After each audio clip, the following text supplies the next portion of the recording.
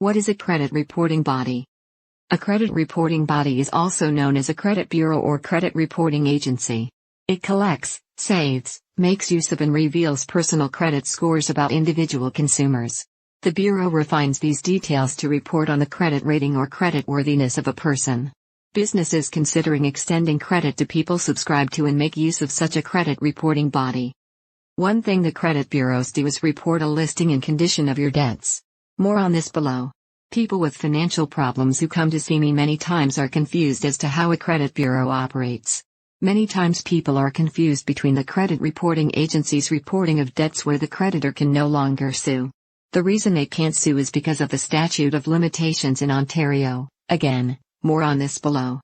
Yet, the debt is still listed by the credit bureau. I recently came across an Ontario court decision that describes perfectly why debts can still be listed on your credit report, even though the creditor has run out of time to sue you.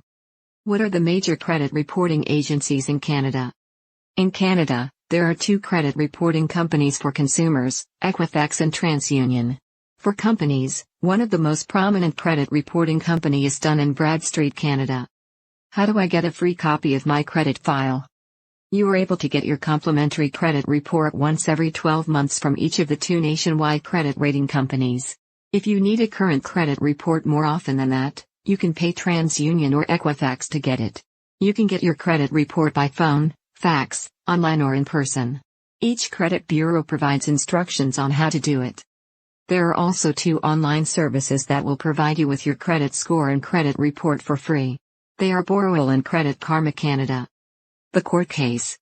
This court case was somewhat unique in that it was a small claims court case. The 10-page decision clearly shows that a statute of limitations will not erase the debt.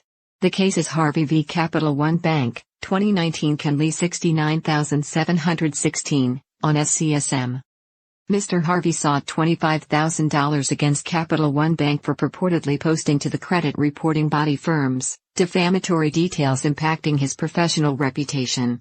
Mr. Harvey admits he owed money to Capital One, however asserts the debt can no longer be pursued, as it is beyond the 2-year limitation period for enforcement according to the Ontario Limitations Act, 2002, SO 2002, Circa 24, St. B. Capital One Bank confessed it reported the debt but was fully justified in doing so according to the Consumer Reporting Act, RSO 1990, C.33. The Agreed Statement of Facts. Mr. Harvey and Capital One Bank submitted an agreed statement of facts. Mr. Harvey had two Capital One Bank accounts. The account concerned was opened up on or about March 5, 2009. The second account was opened on or around June 2018. Mr. Harvey was contacted by collection firms acting on behalf of Capital One from 2015 to 2018 in an attempt to collect the debt. Capital One provided disclosure regarding the terms of the account when Mr. Harvey was originally authorized. He received duplicates of the account statements created, which were accurate, consisting of the balance owing, repayments, interest and fees or charges. All rates of interest and various other fees were correctly applied. Mr. Harvey was advised many times that his failure to pay the outstanding balance would be reported to the credit reporting body companies and it can adversely affect his credit rating.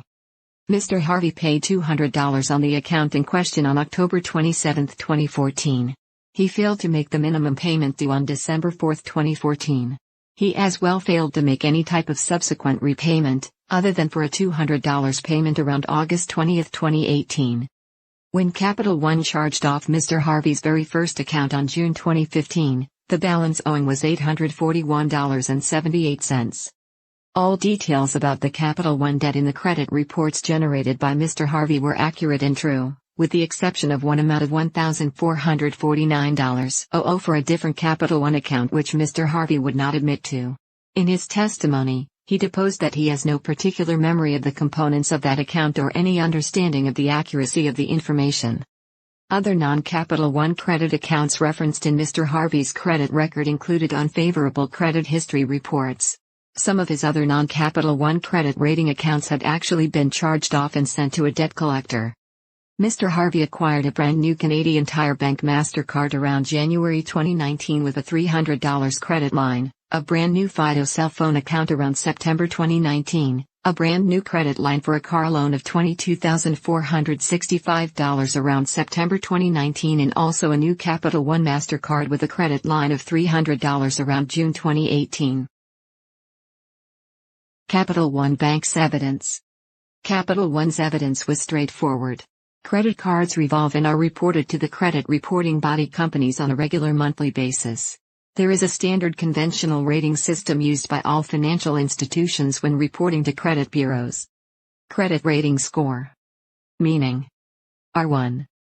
Indicates settlement on time or 1 to 30 days delinquent. R2. 31 to 60 days delinquent. R3. 61 to 90 days overdue. R4. 120 days overdue. R5. 121 to 150 days overdue. R6. Does not exist. R7. Used only for credit counseling and bankruptcy. R8. Repossessions. R9. Account has been charged off. Mr. Harvey's Capital One debt was reported to the credit bureaus in conformity with the legislation. By April 9, 2015, the account, 5 months overdue, was completely limited, meaning it cannot be reopened to make purchases. An R5 score was reported to the credit reporting body companies. By May 9, 2015, it was 6 months overdue. R5 was reported once again. Once it is 180 days past due, the account is charged off, and also an R9 rating is reported. When an account is charged off, it is still reported to the credit reporting agencies and remains an R9 score. After the account was charged off, Capital One engaged various collection companies as normal to attempt to collect the debt.